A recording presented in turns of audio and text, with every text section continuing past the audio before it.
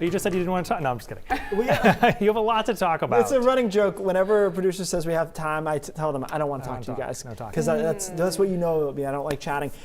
So many reports out there. We're going to spend some time with that because they're really helpful for me. And I also have to correct a small correction in a town identifier. It's kind of funny. I'll tell you this again.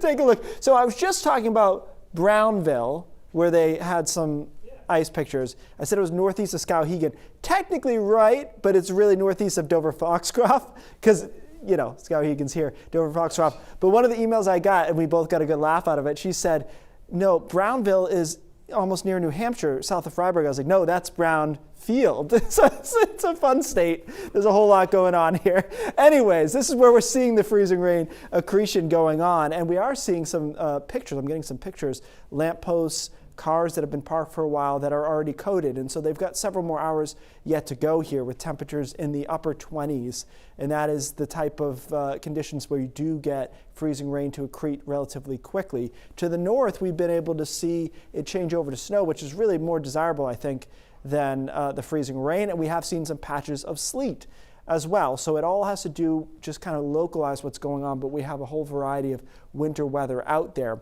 This computer model, although it's kind of small scale, doesn't really differentiate between that sleet and the freezing rain, but you can figure it out based on those surface temperatures. In Rangeley, 28 Greenville. So that area will continue to stay freezing rain and eventually go over to sleet late in the evening.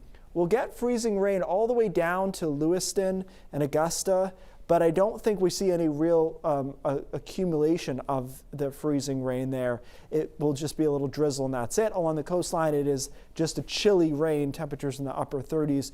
Good news is any ice that we get is really short-lived. It's out of here by tomorrow morning as temperatures start warming into the upper 30s and low 40s. And then look at this. If you guys are paying attention to the last times I've did this model just updated itself, and there definitely weren't any 70s in it a few hours ago, so it's going to be really tight as to where we get a burst of warm air. I probably would cut it off around Lewiston. South of there we have a chance to have what I call a garbage high temperature, where it was that for an hour, but it technically counts. So that's the swing we're going to see in some locations, where freezing drizzle over to 50, 55 degrees by tomorrow afternoon.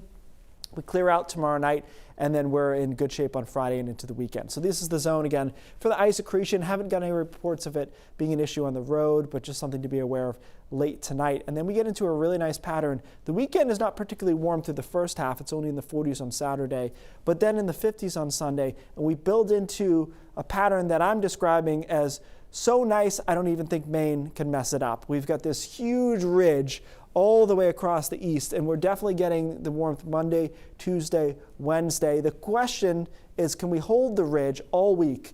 Because if we can, then we'll be 70s, 75. So that's what we need to do if we want the legit stuff. Although I'll tell you, 62 ain't bad either, especially with sun.